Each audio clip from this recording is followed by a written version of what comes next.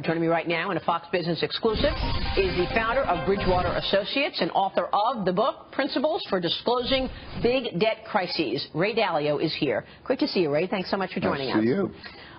The book has been so resonating with people because we have a major issue in terms of debt, and I want to talk to you about that. But let me get your take first on what's happening internationally. Here we have worries about China and the U.S. We're not sure what will take place at that dinner tomorrow night with President Xi. What's your take on what's happening in terms of the U.S. and China's relationship right now? We've gone from a cooperative relationship to a confrontational relationship, recognizing that China and the United States are essentially in a struggle for world dominance, right. essentially. That's basically it. So this is much more important than trade. I think the trade matters can be dealt with, but I think that there's a way of being issue. In other words, more of a top-down way of being relative to a bottom-up, and then I think that there are going to be issues beyond that. This will be with us for a long time. You've said that. I mean, how do you deal with a dictator-in-chief? I mean, obviously, you've got business in China.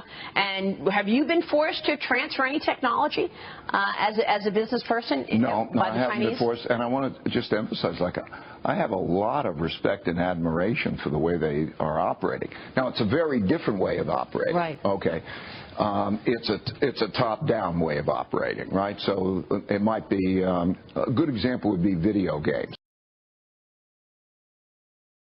They decide that kids won't watch certain types of video games and they'll only watch them a certain number of hours, right?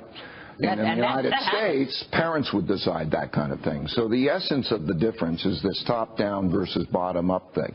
And so I think as we're going forward, this, like China Inc., essentially, you're going to have the leaders deal with what's the best way of running the whole country and view those parts of the country as not having the same rules in terms of disclosures and also being able to follow in the direction that they want it to go.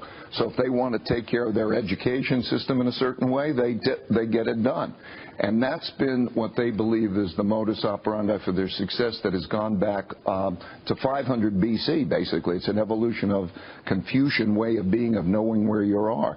The United States has been told to me, as from Chinese leaders' perspective, a bottom-up individualistic society. So we are individuals who come together and value the individualism and work up. And that conflict of the way of being is the essential element as we operate in this world together, bumping into each other in a lot of different ways. Absolutely. I mean, look, democracies can be sloppy. A democracy takes time because we decide whether or not video games are safe or not, and we debate it back and forth between the Congress and the executive office. So you're right. I mean, it's completely different. Can the U.S. exist dealing with China as a partner when the programs to approach governance are so different? I think that's the real test of our time, you know. History has shown that when there's a rising power challenging an existing power, that's a risky situation. That's happened 16 times in the last 500 years, and in 12 of those times there's been conflicts. I think it's the challenge of our time.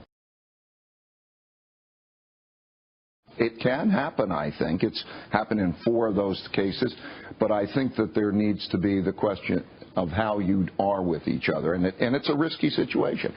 So when we deal with that issue, there's the possibility of war. That's a big statement, but over a period of time, when there's this type of conflict, it is conceivable with time that you can have that kind of conflict. When you have that situation in existence, that means that behaviors change. It means, for example, are countries independent? Can they produce things in one country and have it delivered to another country? What are the supply lines? Issues like that have business and market implications, right?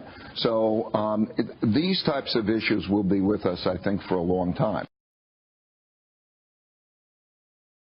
How important is this USMCA deal with China and Mexico? And these are our largest trading partners. We're looking at, again, a free trade situation between the three countries.